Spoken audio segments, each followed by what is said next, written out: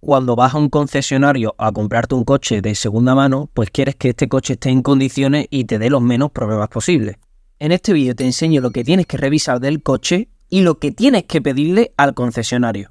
Vamos a intentar elegir el coche que mejor se adapta a nuestras necesidades y pedir toda la documentación necesaria para que no nos den gato por liebre. Si no tienes claro qué coche quieres, te preguntarás qué marca es mejor, qué tipo de motor conviene más, cómo saber si el coche está en buen estado. Hoy te voy a guiar paso a paso para que no cometas errores. Si necesitas espacio para la familia o sueles viajar con mucho equipaje, un sub o un familiar, es una elección bastante práctica. Por otro lado, si tu prioridad es moverte por la ciudad, un compacto es perfecto. Son coches más pequeños, más fáciles de maniobrar y de aparcar, ideales para trayectos cortos y moverte en tráfico urbano. Y ahora bien, si necesitas un vehículo robusto, preparado para todo tipo de terreno, los todoterrenos pues son buenas opciones. Hablamos de coches diseñados para condiciones extremas, para frecuentarlos por zonas rurales, caminos en mal estado o simplemente si te gusta la sensación de dominar cualquier terreno. Y después tenemos los híbridos que ofrecen un equilibrio entre autonomía y consumo, combinado con un motor eléctrico y uno de combustión. Y después está el tema de los eléctricos, que a mí no me termina de convencer porque, bueno, no está adaptado hoy día para todo el mundo. No todos tenemos puntos de cargas en casa. Después, en el tema de las marcas, hay marcas que sus motorizaciones actuales no me terminan de convencer demasiado. Antes sí lo hacían de puta madre, pero parece ser que ahora se han caído un poco del mercado. Sin embargo, las motorizaciones de coches asiáticos sí que me gustan bastante y tienen mucha fiabilidad. Para el tema de consumo, como he dicho anteriormente, no todos los coches sirven para lo mismo. ¿Quieres moverte por ciudad? ¿Quieres hacer viajes largos? ¿Quieres terrenos más complicados? ¿Lo quieres todo? Si lo usarás principalmente en ciudad, un coche gasolina o híbrido es lo más recomendable. Si hace muchos kilómetros al año, entonces un diésel puede ser más eficiente, aunque los mantenimientos se suelen complicar ahora con el tema de la Blue, ya que está dando muchos problemas. Y si estás pensando en reducir emisiones, un híbrido enchufable eléctrico puede ser una buena opción, pero siempre y cuando tengas puntos de acceso de carga en tu casa. Después, en todos los coches de los concesionarios te vas a encontrar papelitos como estos. En primer lugar, que no te llame la atención el precio financiado, que en este caso, como veis aquí, pone de 17.900 euros, pero después el precio al contado, que si no lo financias con ello, te sale casi 20.000 euros. Hay que tener en cuenta el combustible, el año, los kilómetros, el tipo de cambio, manual o automático. A mí personalmente me gustan más los manuales porque tienen un mantenimiento mucho más sencillo y más a largo plazo. Y después, como es lógico, el consumo del coche. Que obviamente el consumo que te dará ahí será un consumo mixto y créeme que después a la larga el consumo no es el que te cuentan ahí, sino que suele ser pues mucho más. Es importante fijarse en que el kilometraje no sea excesivamente alto para el precio del coche, sobre todo si tenemos cambios automáticos y no manuales. Y también dependiendo del combustible, porque no es lo mismo un coche de 200.000 kilómetros diésel que un coche de 200.000 kilómetros que sea gasolina. Como estarás viendo aquí, en este ejemplo en concreto, un coche que sea diésel con un motor de 1,5 litros va a tener menor consumo que a lo mejor un coche de gasolina que tenga un motor de 1 litro. Y tú me dirás, ¿cómo es posible que gaste más un coche con menos motor que un coche con más motor? Pues obviamente, como te he dicho, influye el combustible, que no es lo mismo que sea gasolina que sea diésel, los caballos del coche y cómo esté diseñado este motor. Después también es importante hacerle una visual a la carrocería para identificar si el coche ha tenido algún golpe que no ha sido reparado. Si hay desconchones, si hay golpes, si hay zonas de pintura rayadas o si ha tenido un accidente el coche, que esto muchas veces no te lo dice. Así que te voy a enseñar una manera muy sencilla de cómo identificar si el coche ha tenido algún golpe. Como estáis viendo en este caso, me estoy fijando en las líneas del capó y del portón trasero. Esto es importante porque si las líneas se unen más de un sitio que de otro o están descuadradas las piezas, es señal de que el coche ha tenido un golpe. Muchas veces no es fácil identificar si un coche ha tenido un golpe, pero créanme que siempre dejan alguna pista. En este caso vemos como este coche ha tenido un golpe en el parachoques frontal y se ha descuadrado. Aquí podéis ver una chapuza reparada con pintura a mano y el parachoque descuadrado. Este coche no lo recomendaríamos. Y además veis claramente lo que os decía al principio. Las dos piezas se juntan en una línea y como en este caso también podéis ver en un coche que hay justamente delante, a la izquierda están más pegadas las piezas que a la derecha que están más separadas. En este caso, en este coche que tiene justo delante, pues es señal de que ha tenido un accidente por detrás.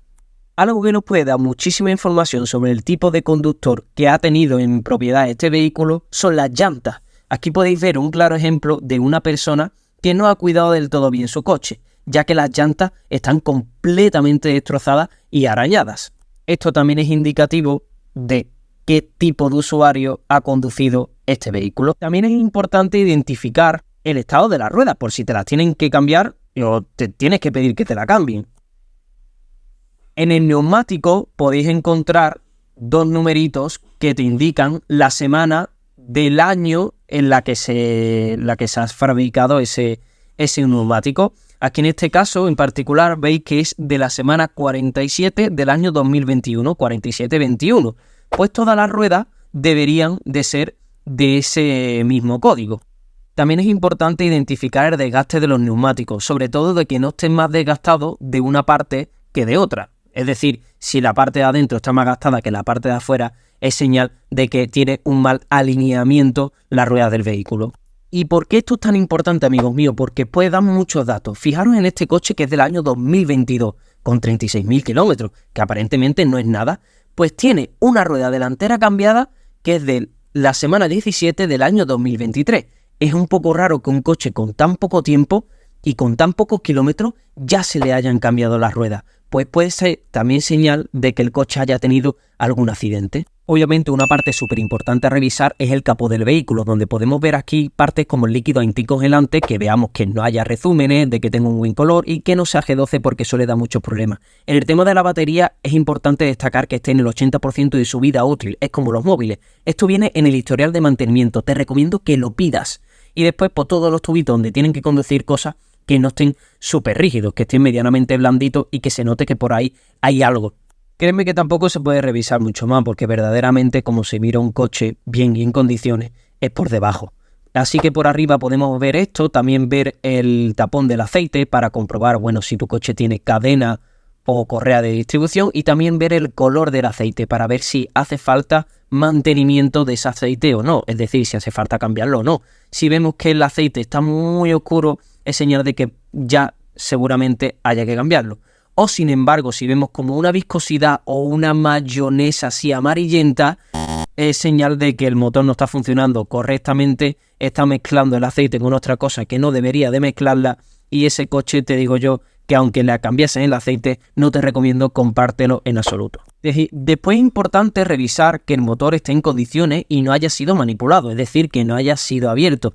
Como podéis ver en este motor, en lo que es el sándwich de las piezas que se unen, no hay ninguna señal de que haya sido abierto. Sin embargo, en este otro podemos identificar como tiene algunos puntitos de silicona que pueden ser señal de que este motor ha sido abierto o de que pierde aceite o algún líquido por esa parte. Entonces te recomiendo huir de esos coches porque puede ser que ese motor ya haya sido manipulado y no es buena señal.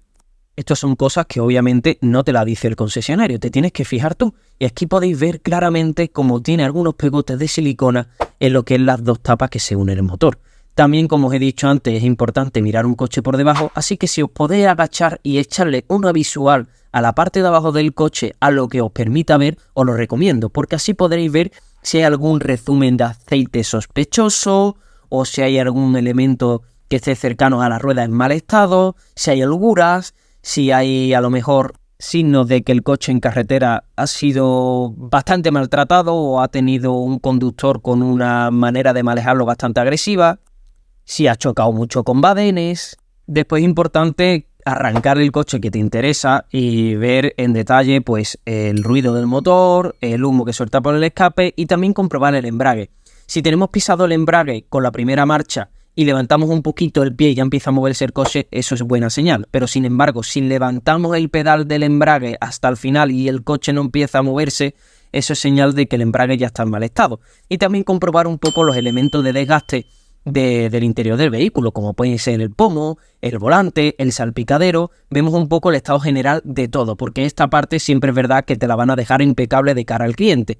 Podemos identificar, como en este caso veis aquí, que tiene un agujero en lo que es el sillón. Esto señala a lo mejor de que el conductor ha sido fumador, se le ha caído una colilla ahí y ha podido dañar la tapicería del coche. Es muy importante hacer una revisión exhaustiva por dentro porque puede dar muchas señales del mantenimiento y del tipo de conductor que ha tenido ese vehículo.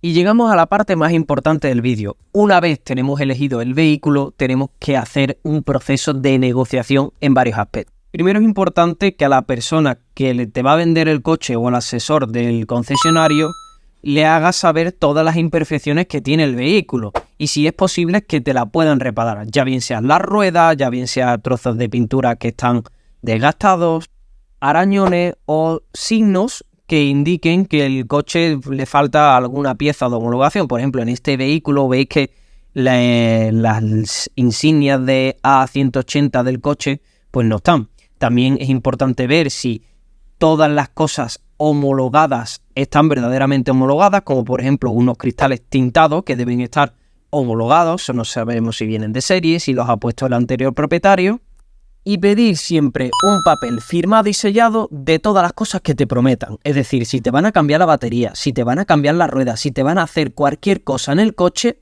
si te lo van a hacer y te promete que te lo van a hacer, que te den un papel firmado y sellado de que te lo van a hacer. Porque después donde digo Diego.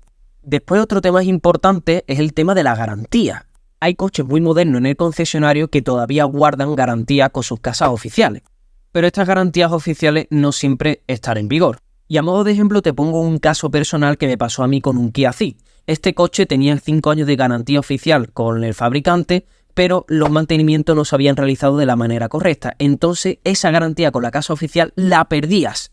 Entonces nada más que te quedaba la garantía del concesionario que te daba por ley que te tiene que dar 1 año de garantía. Entonces es importante revisar que te den el libro de mantenimiento del vehículo para ver todo lo que se le ha hecho al coche. Eso es súper importante y si no te lo dan, no te compres el coche, te tienen que dar el libro de mantenimiento, por lo menos que te lo enseñen. Eso es súper importante para que así veas, aparte de todo lo que te he enseñado, cómo ha sido cuidado verdaderamente el coche y si los mantenimientos están dentro de los kilómetros. Y si vas a financiar tu coche es importante que te den buenas condiciones. Yo casi siempre que te recomiendo que lo hagas con tu banco en vez del concesionario, porque te suelen dar mejores condiciones. ¿A costa de qué?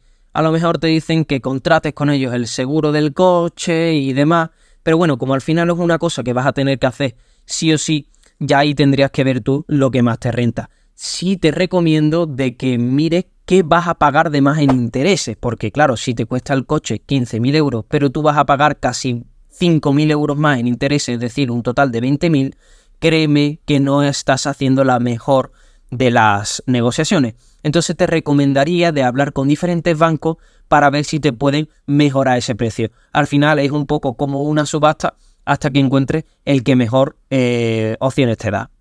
Así que nada, llegamos al final de este vídeo. Espero que te haya gustado y tengas muchísimo más claro que tienes que mirar a la hora de comprarte un coche. Nos vemos muy pronto.